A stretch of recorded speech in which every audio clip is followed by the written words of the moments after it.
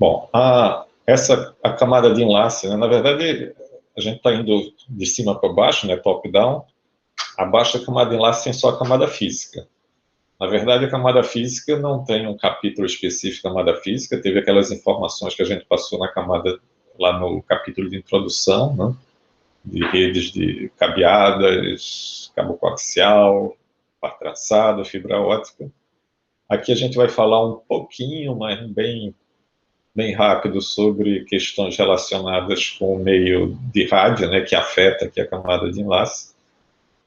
Mas, basicamente, o que a gente vai ver está relacionado mais com isso que está indicado aqui, né? A questão que eu até comentei, que a detecção que é feita de erros é mais robusta aqui na camada de enlace. E aí a grande questão da camada de enlace, que é o que a gente vai concentrar mais nosso foco, é no fato de a gente ter... Porque se eu tenho um link, um enlace, né, que é ponto a ponto, quer dizer, a origem está aqui, o destino está aqui, tem poucas coisas a serem feitas, né? Eu posso ter o controle do erro, coisa do tipo, mas o destino está bem determinado. O mais desafiador é quando eu tenho múltiplos destinos, né? É o que a gente chama de acesso múltiplo, né? Um canal de broadcast. Eu transmito e muita gente recebe. Pode ser uma rede sem fio, ou um cabo, um barramento, que todo mundo recebe aquele conteúdo.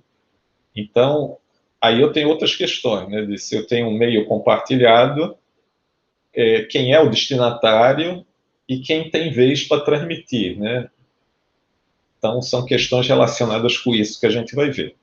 Obviamente, como eu tenho vários múltiplos destinatários, tem a questão de endereçamento, a gente vai falar de redes locais, do Ethernet, a VLAN aqui eu não coloquei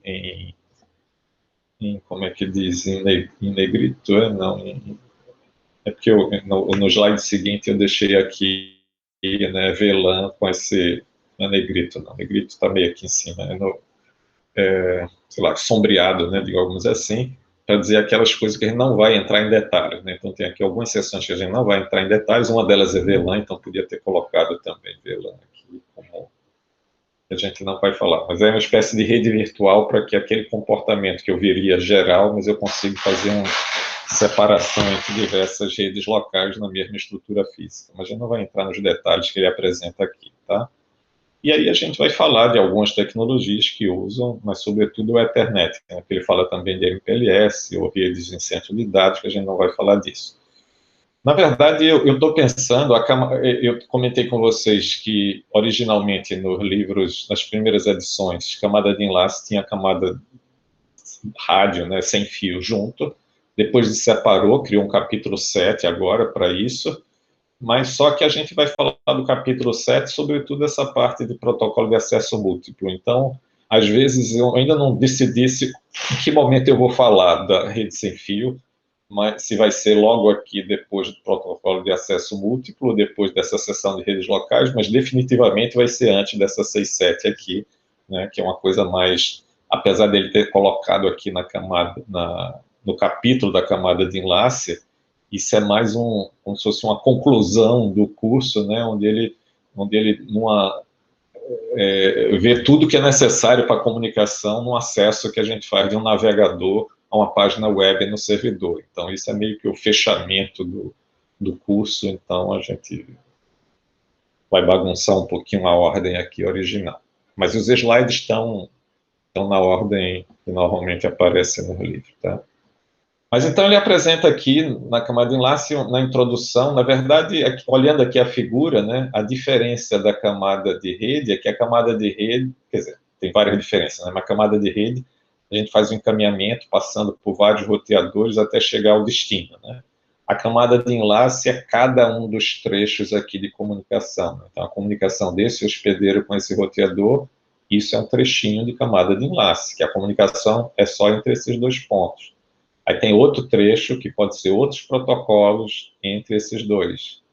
Depois outra coisa distinta, talvez, entre esses dois. Depois outra entre os dois. Eventualmente numa rede sem fio também. Mas cada um desses trechos são origem e destino, né, de um enlace desse aqui, de dados. Então, de maneira genérica, a gente chama, seja hospedeiro, seja roteador, que às vezes de um lado é hospedeiro, o outro é roteador, ou switches, às vezes é roteador e roteador, né? Então, a gente está chamando genericamente aqui de nós. Depois a gente tem os canais de comunicação, né, os enlaces, como sempre, que a gente precisa, que podem ser cabeados ou não cabeados. E ele está aqui meio que distinguindo as redes locais, mas no sentido não que não seja, quer dizer, normalmente a rede local ou é com fio ou é sem fio, né, mas ele está aqui distinguindo que às vezes a gente tem essa estrutura dentro de uma rede local, né, pequeno alcance, ou são links de longa distância, né. Bom, o quadro, o formato do pacote da camada 2 de enlace, né, a gente chama de quadro, a gente já tinha falado isso desde o capítulo de introdução, em inglês chama frame, né, que o frame ele é quem transporta o datagrama da camada de rede, por sua vez transporta o segmento da camada de transporte, por sua vez transporta a mensagem da camada de aplicação, né.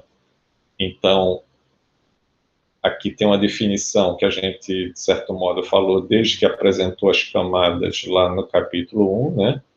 Que o papel, né, a função da camada de enlace é fazer uma transferência de informação, no caso de datagrama, né, que é a camada de rede, entre nós, né, entre nós, entendendo hospedeiro, roteador, etc., entre equipamentos adjacentes de rede. Então, é a comunicação daqui para o meu vizinho, desse vizinho para o outro vizinho, desses aqui para aquele dali.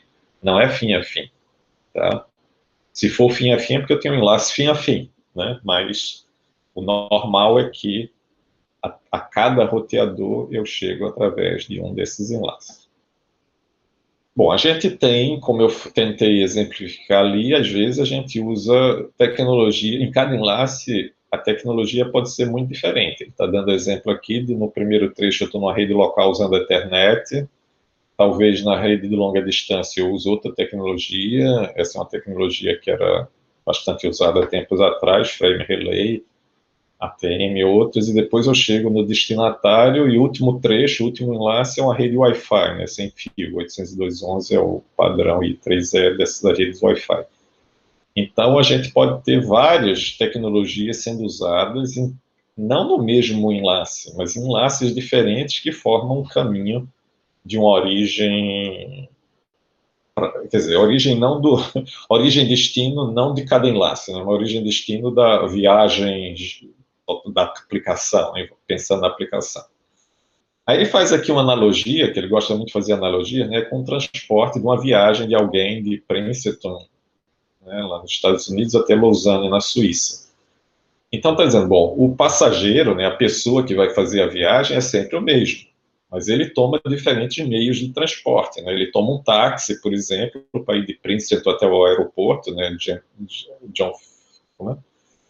John Fitzgerald Kennedy, né, o JFK, lá em Nova York. Depois pega o avião de JFK até Genebra, o aeroporto de Genebra, e de Genebra até Lausanne ele pega um trem, né? Mas é sempre o mesmo passageiro que está usando 3 meios diferentes, da mesma forma como a gente pode estar usando, então, tecnologias de enlace diferentes. Então, está dizendo como que a camada de enlace transporta, né, o datagrama, né? Então diz, bom, esse viajante, esse turista é analogia com o datagrama, cada um desses trechos de transporte é um enlace de comunicação, o modo de transporte é o protocolo da camada de enlace, e aí para relacionar com por que eu peguei o táxi, o avião, depois o trem, aí está dizendo, bom, é meio que o agente de viagens que funciona uma função que não é da camada de enlace, obviamente, que a gente acabou de ver que é da camada de rede, mas é o agente de viagem que serve como algoritmo de roteamento, né? De certo modo, hoje a gente muitas vezes nem depende de um agente de viagem, né? A gente próprio organiza a nossa viagem, tem o famoso Google Maps ou outros, né, que apresenta diversas opções que você pode se decidir sozinho lá, mas enfim, de alguma forma você tem uma visão mais ampla do que quais são esses diversos enlaces que você vai tomar até chegar ao destino, né? Mas cada enlace tem o seu próprio protocolo de comunicação que pode ser diferente em cada trecho. Aqui ele lista algumas das funções que são típicas da camada de enlace, né? Algumas não são exclusivas, mas e algumas são mais características, né? Porque o primeiro aqui, que é bastante interessante, é a questão da delimitação do quadro. Na verdade, eu aqui fiquei em dúvida o que usar o termo, né? Porque eles, em inglês eles chamam de framing. Frame é um enquadramento ou colocar no quadro, né? Enfim. Mas no nosso caso, a gente tem os enlaces, tem a camada física embaixo, né? A física está transmitindo bits, em princípio, né? Mas como é que eu informo aonde começa o meu quadro da camada de enlace, onde é que termina? Porque dependendo disso, tem lá definido qual é o cabeçalho dele, onde é que começa o datagrama, né? Então eu preciso deixar bem claro onde é o início do quadro, né? E onde é o final, né? Então essa função de enquadramento é uma função que você implementa essa funcionalidade. Também, no caso de se eu tiver um meio que é compartilhado, aí tem questões de que informações precisa ter. Aliás, se eu tenho vários possíveis transmissores, né, então não pode, normalmente não pode dois transmitir simultaneamente.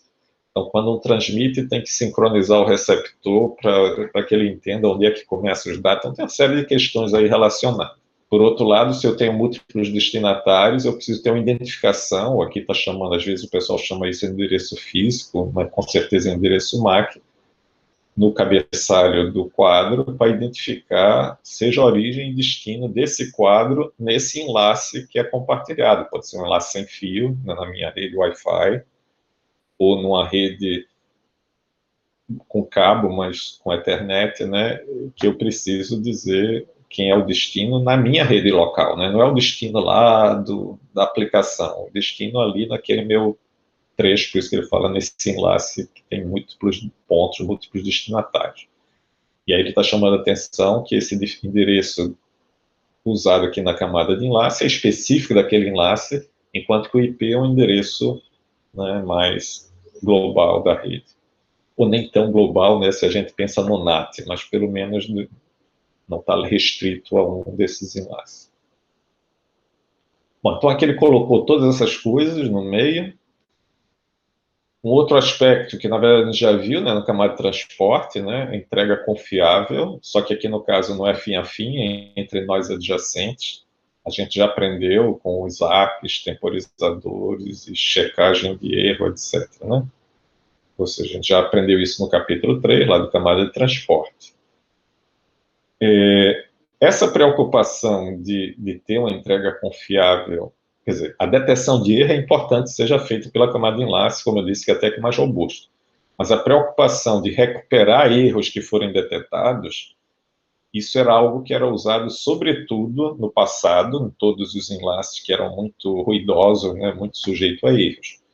Hoje em dia, a gente tem canais com baixa taxa de erro, como fibra ótica e alguns tipos de pares trançados, devidamente blindado, etc., que a taxa de erro é tão baixa que o custo de ficar fazendo o controle não compensa.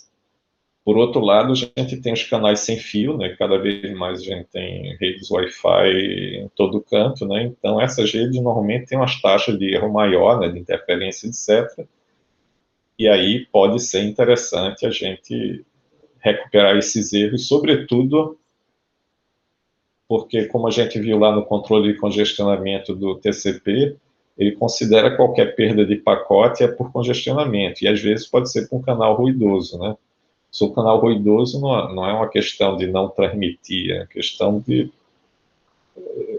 pode acontecer e a solução é retransmitir o quanto antes, e não reduzir a taxa de transmissão, né? Então, às vezes a gente usa justamente correção de erro também com enlace físico para não dar tempo do TCP reagir, né, com a retransmissão e redução da taxa de transmissão. E aí ele pergunta aqui, por que ter confiabilidade na camada de enlace e também fim a fim? Quer dizer, esse é um negócio meio polêmico, né, no seguinte sentido. Se eu faço em cada trechinho, de repente eu nem preciso fazer fim a fim. Mas você vai confiar que está sendo feito em cada trechinho, ou tem garantia que foi feito mesmo, mas você termina fazendo fim a fim. Agora, se você faz fim a fim, para que fazer em cada enlace? Se você faz fim a fim, só vale a pena fazer em cada enlace, como nesse exemplo que eu falei, de que se a taxa de erro é alta, então a probabilidade de dar certo uma transmissão envolvendo muitas etapas é quase nula. Então você tem que recuperar mesmo em cada trechinho. Ou recuperar para não dar chance de pensar que é congestionamento, etc., como eu dei o exemplo na rede sem fio. Enfim, tem essas questões aí envolvidas.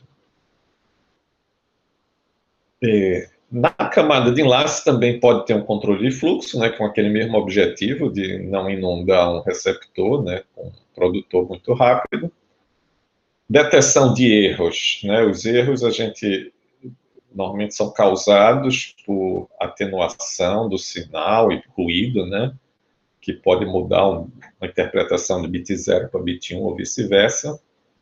Quer dizer, atenuação do sinal porque ele chega tão fraquinho, né, que a gente não consegue interpretar corretamente. Então, o receptor, detectando presença de erros, ele pode pedir retransmissão ou descartar. Né? Então, a gente já viu que detecção é detectar. Depois, a atitude que eu tomo, uma vez detectado o erro, é que depende se eu preciso de confiabilidade ou não. Mas detecção é identificar que houve erro. Existem protocolos que a gente não só detecta, mas a gente corrige erros. E não é a correção de erro através da retransmissão. É um código redundante que eu transmito que não só identifica onde tem o erro, mas qual deveria ser o correto. Aí a gente vai depois ver sobretudo da detecção e ver que o correção é ainda mais caro, porque eu preciso não só saber que teve erro, mas agora saber até onde era o erro e corrigir. Aí é mais custoso em termos de redundância, em termos de bits a serem transmitidos, etc. Outro aspecto que ele apresenta aqui é sobre a modalidade de transmissão. Esses são termos que são usados da área de comunicações há muito tempo, né? Que é falando qual é o tipo de canal que a gente tem. Aqui não está ilustrando, porque normalmente não se usa, é o simplex, né? Que é quando tem o cara só transmite para o outro lado, não tem retorno. O mais comum a gente tem retorno, quer dizer, eu mando e recebo, mas eu posso mandar e receber simultaneamente, talvez porque eu tenha links diferentes para transmitir e receber, ou então eu tenho o que é chamado de half duplex, ou seja, hora eu transmito num sentido, hora eu transmito, hora eu recebo. Pode ser alternado. Quando eu tenho essas redes sem fio, por exemplo, é uma espécie, não é half duplex porque não são dois só que estão transmitindo, mas normalmente são vários, né, compartilhando o meio que hora é um que transmite, hora é outro que transmite, não é simultâneo, né, em muitos casos. Aqui ele está se perguntando assim, beleza, e onde é que essa camada de enlace é implementada? Né? A gente sabe que ele está chamando aqui em cada um dos hospedeiros, na verdade, cada um dos nós, né? Já que liga hospedeiro a roteador, roteador, então cada um tem que ter essa implementação de camada de enlace. Normalmente isso é um cartão, uma interface física, né? Um cartão de rede, né? Interface de rede. Muitas vezes a gente usa esse termo NIC, Network Interface Card, que pode ser uma placa Ethernet. Hoje em dia, só um pouquinho de história, né, que hoje a gente tem, o nosso notebook já vem com Wi-Fi embutido, né, já tem muitas vezes já o conector de rede, ou através de um adaptador se conecta na rede. Mas antigamente você tinha o computador que no máximo tinha a entrada da linha telefônica, né, ou nem isso, você tinha um slot externo assim de adaptação, chamava PCMC, o padrão, e você aí tinha um cartão que você espetava nesse slot lateral, normalmente, ou no fundo do computador, que ele sim era a interface era o modem ou era a interface de rede, né? Mas hoje é bem comum, né? Aqui são exemplos de cartões, né, de PCI ou coisa do tipo, e às vezes está on-board mesmo, né, no nosso notebook, sobretudo, né? Mas aí a gente tem interface, aqui é uma interface cabeada para a internet, e aqui o Wi-Fi, né, com a conexão com a antena, etc. Né?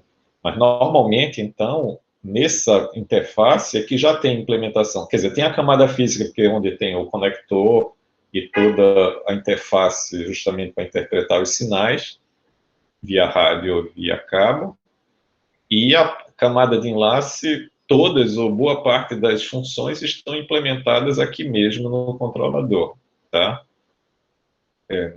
Na interface física. Depois aí você, quer dizer, na verdade a CPU instrui, ó, transmite tal coisa. Ó, quando recebe, ele vai e salva em alguma posição de memória e avisa a camada de rede que está normalmente implementada no programa lá na CPU, né? Então, como eu disse, a implementação é uma combinação de hardware, software e firmware, né? Tem coisa que já está em firmware, tem coisa que é um programinha que roda e outras coisas estão em hardware mesmo. Aqui está ilustrando que pode ter parte da camada de enlace implementada na CPU também, mas sobretudo rede, transporte e aplicação, e com certeza já na CPU. Essa comunicação aqui, essa aqui é uma outra visão, acho que eu tenho um slide mais recente, mas mostrando justamente o datagrama, chega lá no controlador, ele coloca o cabeçalho, né?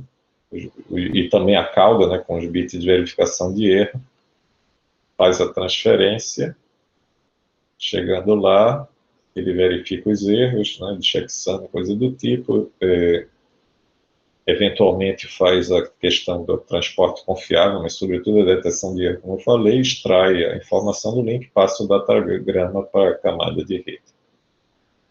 O ponto seguinte aqui que ele apresenta, embora a gente já viu em parte, né, lá na camada de transporte, quando a gente falou do checksum da internet, foi a primeira nossa contato com algo de detecção de erro, né? Então aqui ele apresenta que quando eu vou transmitir dados, né, um datagrama, a gente tem os dados que a gente quer transmitir, quer dizer, isso ele está ignorando aqui a parte de cabeçalho e tal, que também normalmente é verificado, né? Eu recebo o datagrama e isso é dado, ele não está mostrando aqui o cabeçalho da camada de enlace, mas está dizendo aqui que eu crio uma redundância, que são esses bits de detecção ou de correção de erro, normalmente é só detecção, mas é uma redundância que a gente insere no pacote, que a ideia é que eu transmito, então, os dados e mais esse campo aqui, que normalmente ele é função, não é? Normalmente não, com certeza ele é função do que tem aqui antes, como uma verificação, e aí o meu quadro, né, camada de enlace, é transmitido no enlace que pode provocar erros. Então, o que é que eu recebo no lado remoto? Eu recebo dados, ele está chamando aqui de D-linha, não sei se está dando para ver o linha, né? Mas tem um D-linha aqui e um EDC linha.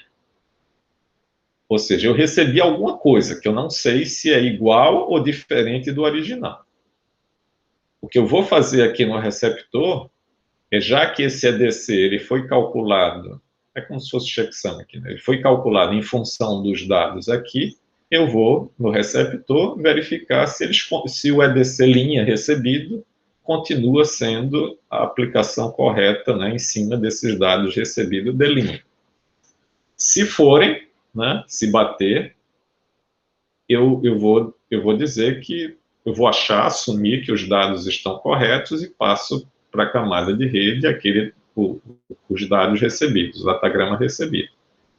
Se não bater, eu detetei o erro e normalmente descarto, né? Claro que se for correto, aqui é a detecção de erro, né? Então não estou ainda corrigindo erros, mas na correção de erro eu tenho que ver se eu sou capaz de corrigir. Agora, o detalhe que está sendo chamado a atenção aqui, que eu não sei se todo mundo tinha ciência disso, é que essa detecção de erros ela não é 100% confiável.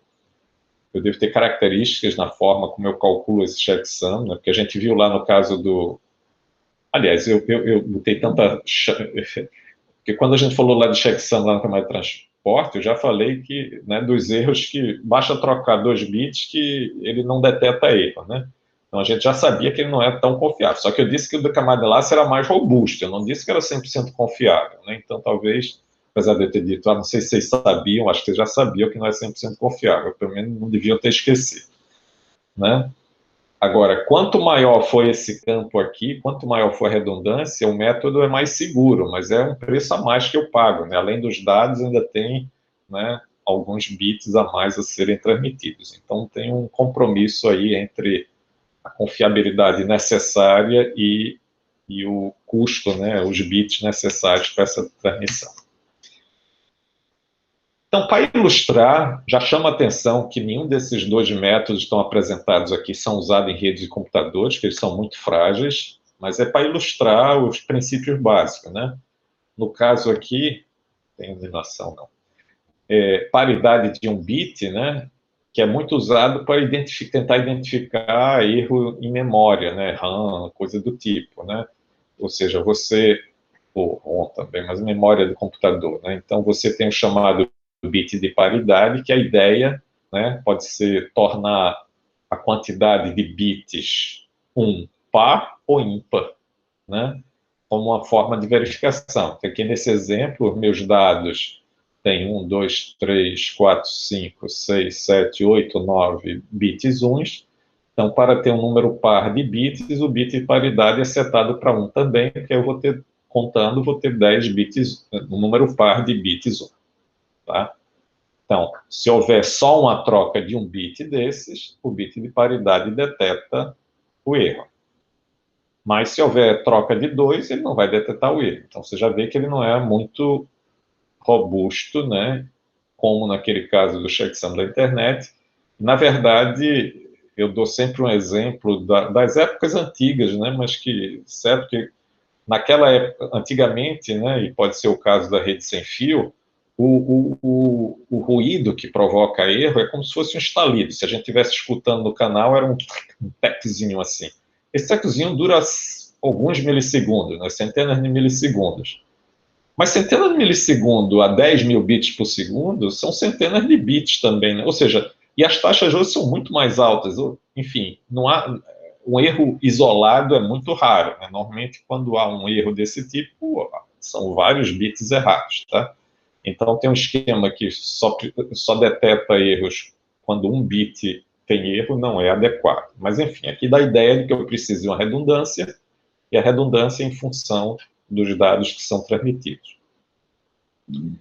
Nesse outro esquema aqui apresentado, de paridade bidimensional, quer dizer, a ideia é que meus dados estão, embora eles sejam, normalmente a gente representa com bits contínuos, né, mas ele está aqui representado quase como se fosse uma matriz, né, de elementos, de dados, e eu tenho redundância, né, tenho paridade, seja por linha, seja por coluna.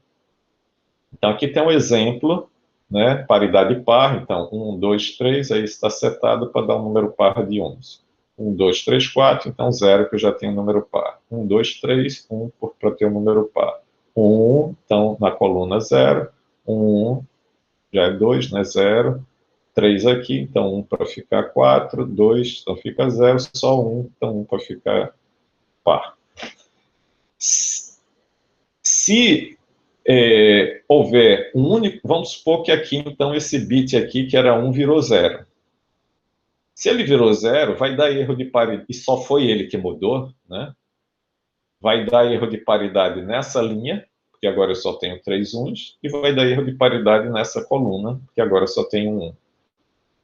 Então, quer dizer, se houver só um bit errado, eu consigo não só identificar ele, como identificar, quer dizer, pela interseção dos dois que deu errado, eu sei que esse bit não era para ser 0, era para ser 1.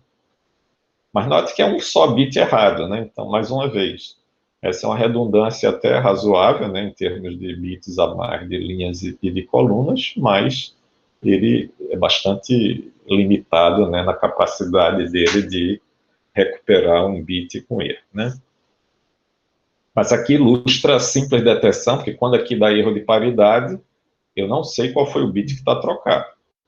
Aqui, com esse arranjo, eu consigo identificar um bit só que foi errado. Né? Bom, aqui ele fala da soma de verificação da internet, que é aquela que a gente viu lá já desde o UDP, né?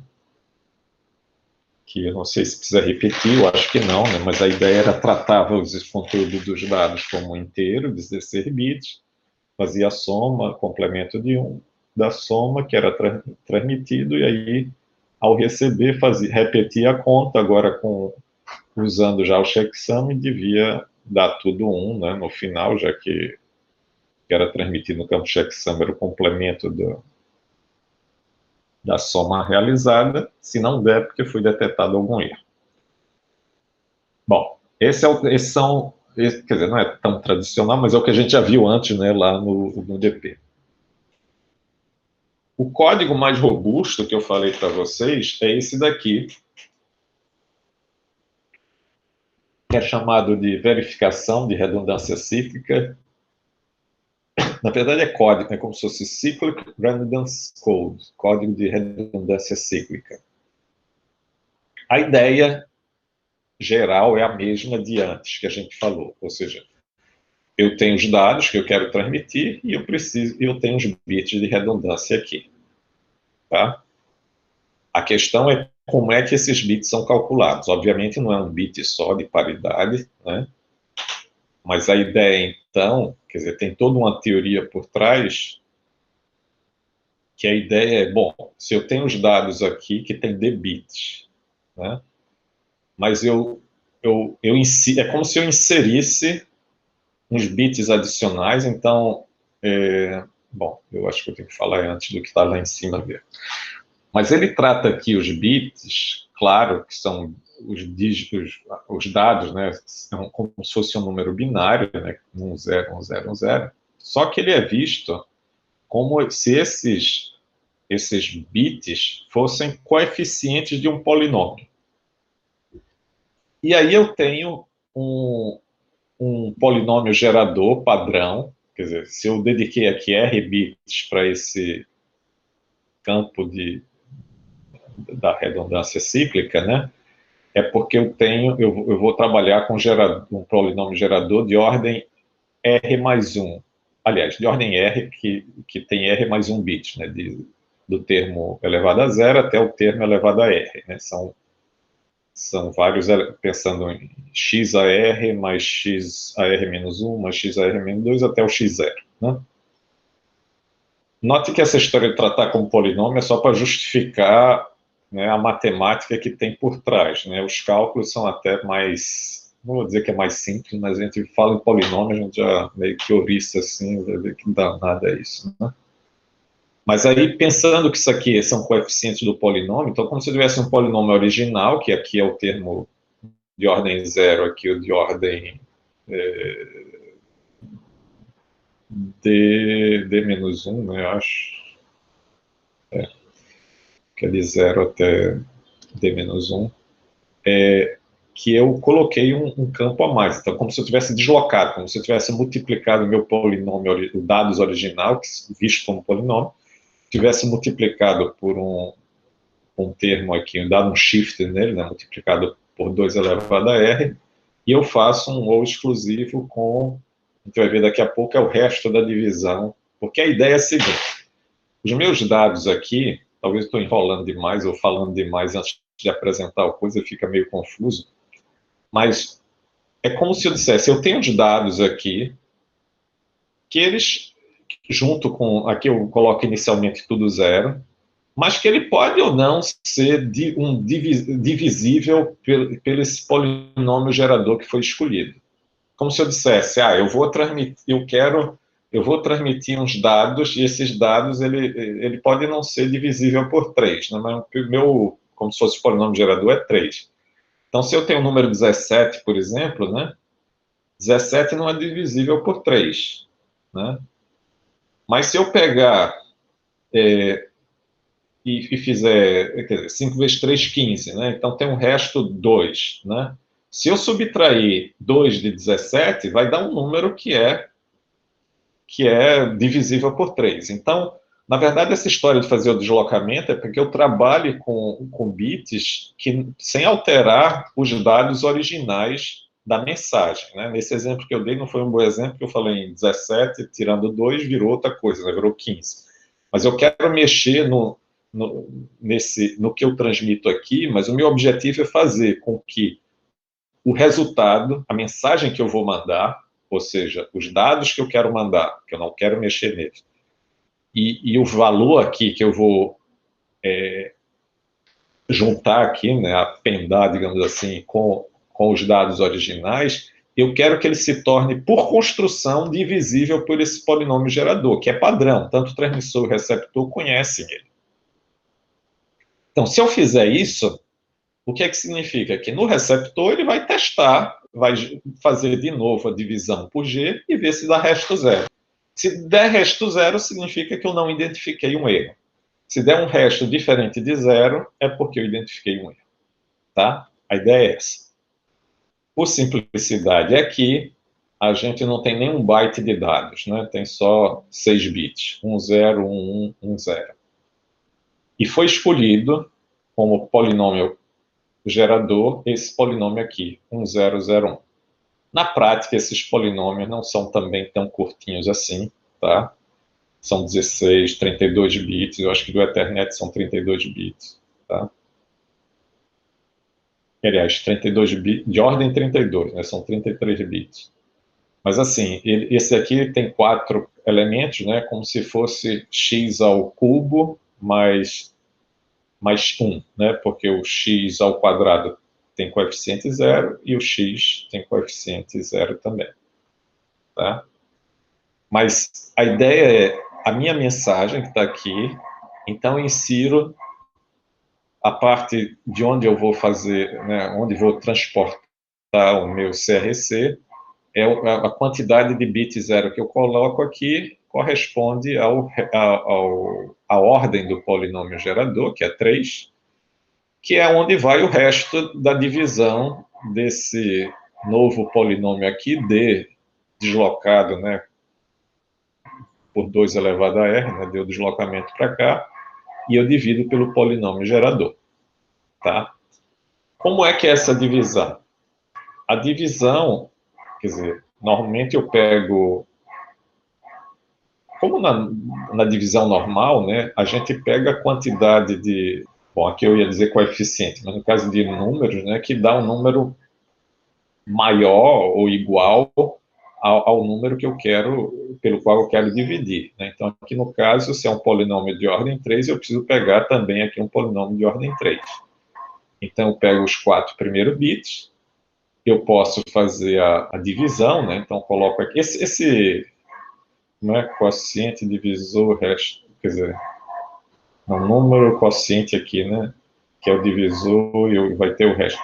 Esses números que a gente vai colocar aqui são irrelevantes para a gente, né? A gente não vai usar ele para nada, a gente quer o resto. Mas eu vou fazendo aqui divisão direitinho, então aqui é 1, então eu posso, quer dizer, normalmente a gente multiplica, né, pelo divisor e faz a subtração do que a gente tinha aqui. Então, no caso, a nossa operação aqui é o exclusivo, tá? Então, 1 com 1 dá 0, 0 com 0 dá 0, 1 com 0 dá 1, 1 com 1 dá 0. Então, eu vou ter como resultado 1 e 0 aqui da operação o exclusivo.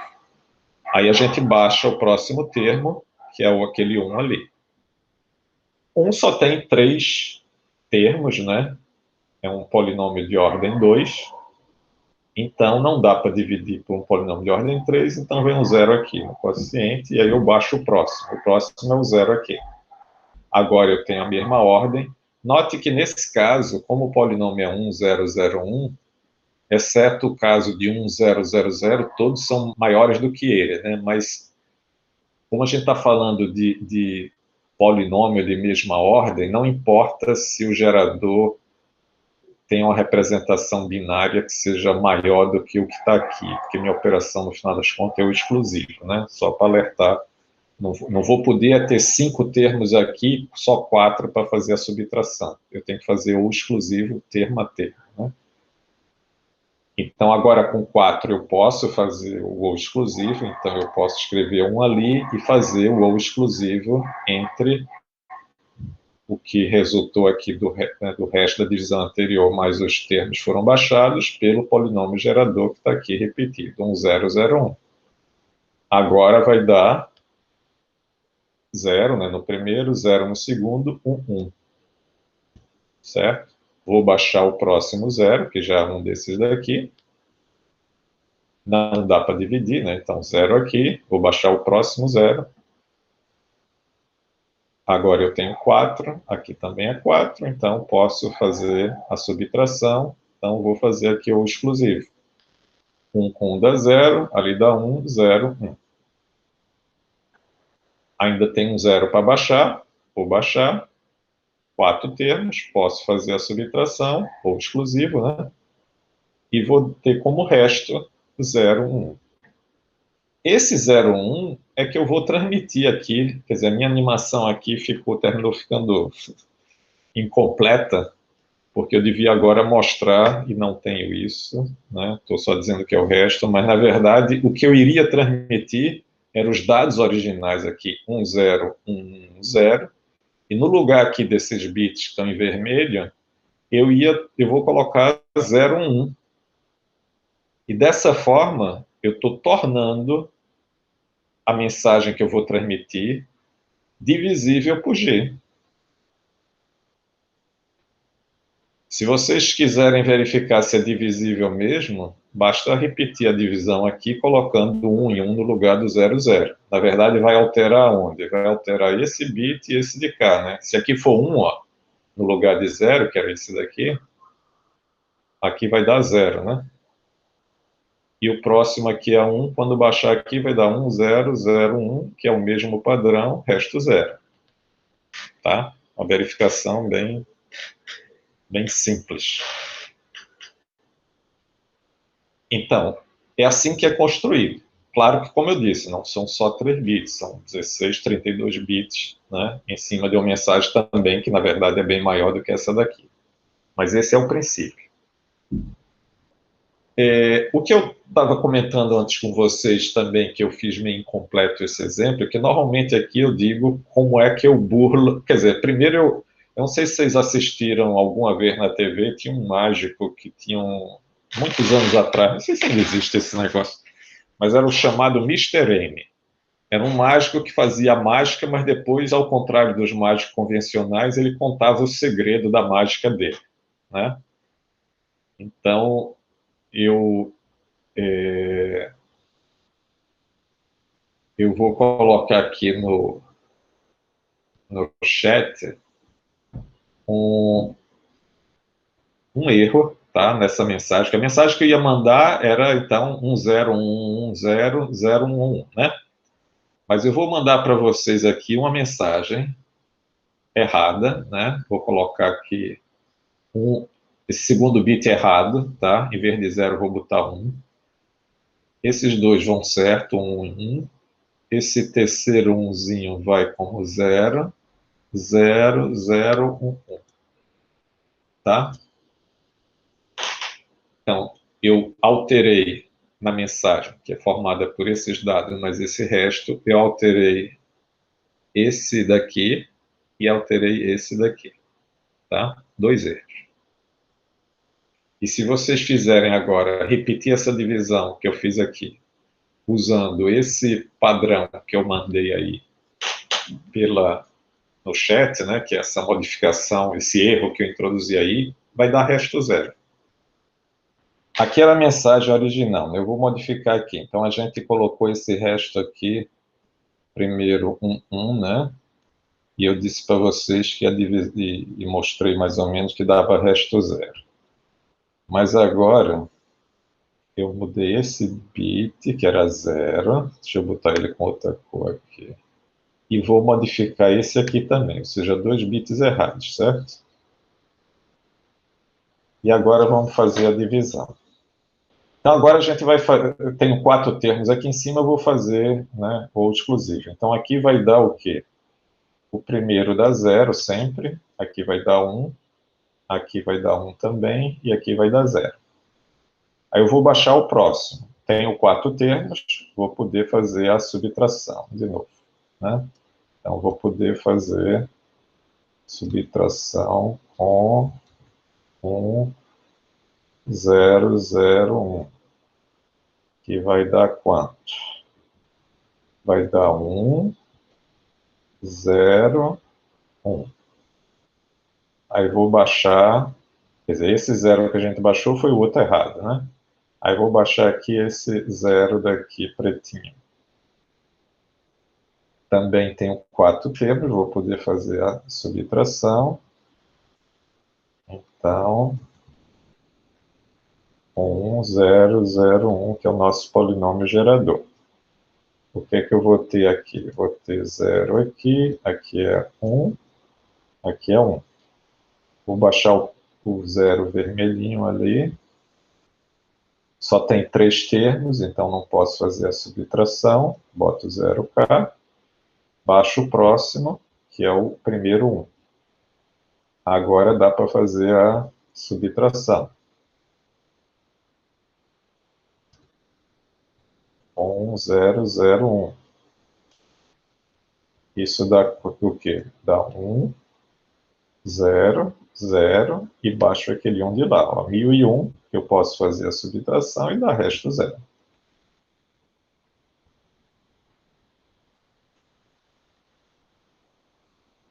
Alguém já identificou por que isso é verdade? Por que deu resto 0? Qual foi a mágica que eu fiz? Quer dizer, na verdade eu não gosto às vezes de dar essa coisa, porque dá a impressão que é muito fácil dar resto 0. Basta qualquer coisa, não é um método tão robusto assim. Né? Deu resto 0 aqui. E a mensagem estava errada, porque esses 2 bits vieram com ele. Mas, na verdade, qualquer método desse que a gente tenha, ele consegue identificar erros que não gerem, como a gente chama, outra palavra válida no código. Esse é um outro valor que também gera o mesmo resto. Ele só identifica aqueles erros que não geram o resto, que também gera divisível por g de x. Então, na verdade, o que acontece é o seguinte. Deixa eu primeiro falar da matemática, se é que eu vou conseguir desenhar direito, vou fazer direito, depois eu explico o que eu fiz ali. Eu tenho uma mensagem, né, a minha mensagem original, a mensagem, meu polinômio de mensagem, né, ele é, quer dizer, ele é divisível, por construção, ele é divisível por g de x, né, dá resto 0, tá? Só que a mensagem que chega do outro lado, vou botar aqui M', tá? Ele é a mensagem original que eu mandei, mx, mais um certo polinômio de erro, certo? Esse polinômio de erro corresponde a um padrão de bits, onde os bits onde houve alteração na mensagem original tem coeficiente 1 nesse polinômio de erro, tá? Mas o que é que eu vou fazer no destino? No destino, eu vou pegar a mensagem recebida e dividir por g de x, né? Essa parte aqui que já complica a minha vida aqui. Mas é como se eu, quer dizer, o mx, eu vou botar aqui embaixo, embora, é como se eu estivesse dividindo m'x por g de x, o polinômio gerador, né? G de x, que corresponde a dividir m de x por g de x. Está horrível aqui, né? E dividir a de x também por g de x. Não é isso? Ora, mx é divisível por g de x por construção. Então, se eu tiver um erro que seja divisível por g de x, o resto da divisão de m' por g de x vai dar resto 0. E o que é que eu fiz naquele exemplo? Eu peguei g de x, o nosso x ali, o x que eu usei ali, é g de x deslocada.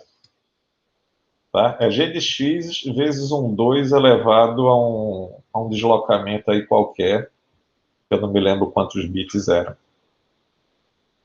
Se a gente revisitar aqui, né? Oi, não é aqui, não. Se a gente revisitar aonde? Aqui. Veja que padrão é esse. É 1, 0, 0, 1. Deslocado em relação à origem, né? Então, em qualquer posição aqui dessa mensagem, que ao alterar um bit, saltar 2 e alterar o quarto bit, ou seja, esse padrão aqui do g de x, ele vai ser divisível por g de x também. Tá? Então, na verdade, a gente precisa ter, então, um polinômio gerador cujos fatores não sejam facilmente produzidos nos erros comuns que acontecem nas mensagens que a gente transmite.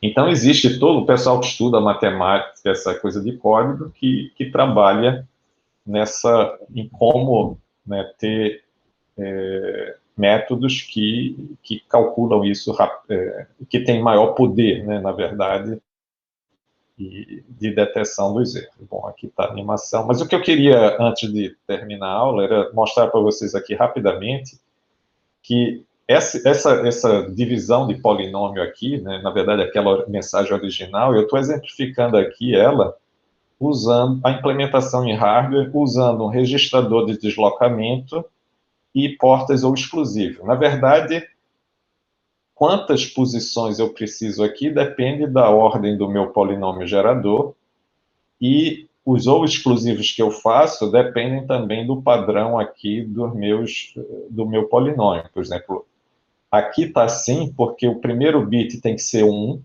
né? O segundo pode ser 0, o terceiro 0, mas eu faço uma alteração do bit que chega, né? Quando a gente faz a operação de ou exclusivo, eu estou alterando o primeiro e o último bit. Então, quando esse daqui é 1, eu faço o exclusivo no que está chegando, que vai entrando aqui serialmente. Se eu tivesse, se aqui em vez de ser 1001 fosse 1011, eu teria um ou exclusivo também aqui, pegando, quando for 1 aqui, faria o exclusivo aqui e o exclusivo nesse outro elemento. Mas o que eu quero mostrar para vocês, aqui está a nossa mensagem, com os 3 zeros, né, que é aquela divisão que a gente estava fazendo. Eu vou mostrar ela aqui implementada com esse registrador de deslocamento. Inicialmente está tudo 0, né, e eu vou inserindo o primeiro bit 1 ali, tá? Aí na etapa, isso aqui é meio com clock, né, como se o bit, então eu dou um deslocamento, esse 0 volta aqui, não faz nada, enfim. Mas o 1 está entrando aqui, ó, foi o primeiro 1, né? Primeiro 1 entrou. Depois vem o 0 ali, que é o segundo bit ali, né? Que com esse 0 o 1 vai deslocar para cá e vai entrar o 0 no lugar, né? Então, 1, 0. Depois vem o próximo 1, que entra ali também, 1, 0, 1. Agora eu tenho o primeiro, né? Como se fosse a ordem mais alta aqui, é 1. Então, na verdade, da próxima vez, esse 1 vai sumir, obviamente. Vocês viram lá na divisão que sempre, se é da mesma ordem, 1 com 1 daqui dá 0, mas eu estou alterando o último bit que está entrando. Então, como está entrando 1 e aqui é 1 também, o que ele vai colocar no lugar é 0, né? Então, vai ficar 0, 1 e 0 aqui. Se vocês olharem lá aquela divisão que a gente fez, é exatamente a divisão que a gente tinha lá. Então, continuo com esse processo, tá? O próximo 0, o último 0 entrou. Qual foi o resto? Está aqui, ó, 0, 1, tá?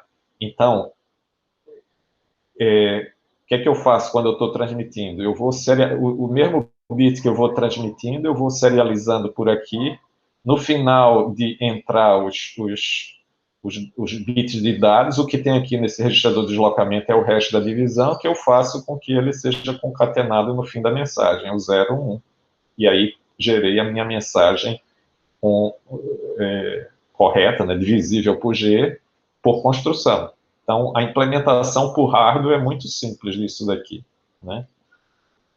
Claro, são 32 bits, não é só 3 bits, etc., mas também é muito simples. Inclusive, ele podia ser programável, né? A gente podia botar uma porta I aqui, dependendo do valor do registrador, ele vai fazer o ou exclusivo ou não. Você poderia até programar. Já não precisa muito disso, porque normalmente as interfaces usam um polinômio gerador padrão, mas ele podia até ser configurável. Aí eu deixo para vocês trabalharem no detalhe disso, se quiser, tá?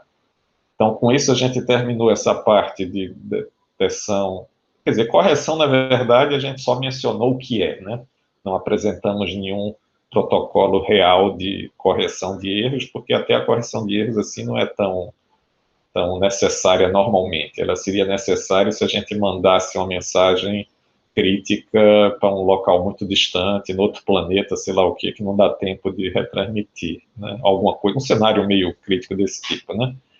Ou no caso das transmissões de tempo real, que a gente manda uma redundância, mas não necessariamente exatamente a reconstrução original.